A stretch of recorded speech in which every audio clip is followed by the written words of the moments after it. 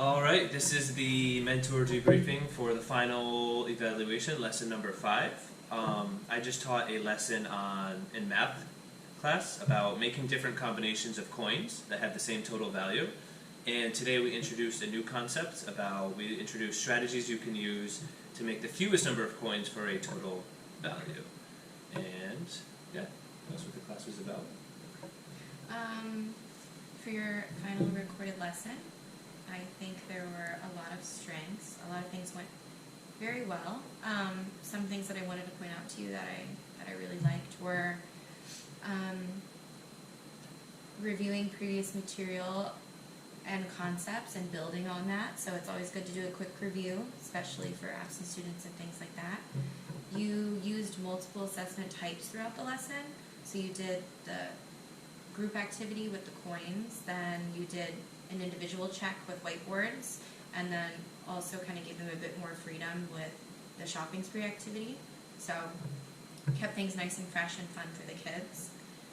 The slides were made with very helpful visuals and images. So especially like the faces on the coins that can get confusing for the kids, and the sizes, so everything was really easy for them to follow. So that's really nice. The activity was fun, and it included student choice, which keeps them engaged. And I know that last time we had talked about a possible growth would be an extension activity for kids that finish early. So you had games that included coins, so that topic was relevant to what they learned today, and it was an extension of that, so that was good.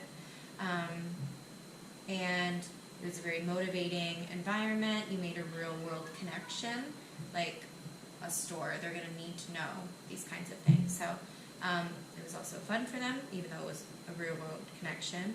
You used the pre-assessment data to drive your instruction, and as for in-task standard 7, planning for instruction, I think you just designed a really engaging and fun activity and lesson for them. And as for instructional strategies, you did a great job of doing frequent checks for understanding and following up with the kids that didn't understand, like those two that we just talked about. You followed up with them and you made sure that they got it. And I think that some things that could be improved is, and we kind of went over this earlier, on the worksheet, including a space for them to show their work, so show their math, and how they're adding. Maybe having a front and a back of the worksheet so that you could extend it or challenge it for those students. Like you had an extension, but another idea could be an extension of that, but maybe it's just a bit more challenging.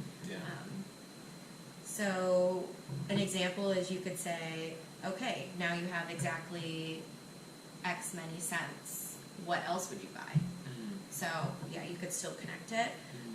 Another way that you could differentiate this, I think it was a really fun activity, you could differentiate it by the students that have a more difficult time. You could change the numbers on that sheet that had all the items, the price list, to like numbers that end in 5 or 0, like 15, 25.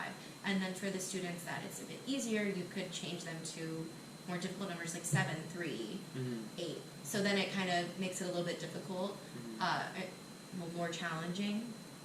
And yeah, it could just be, because you could tell some students always finish a little early, and then some students it's a bit harder, especially when they're writing it vertically and trying to solve it. So that could just be a way to kind of stretch it out and differentiate it a bit. But I think that everything went really great. You see a lot of pluses here. And yeah, I think it was a wonderful last assessment, and I feel like they've really grown in their knowledge of coins so far. So really good job.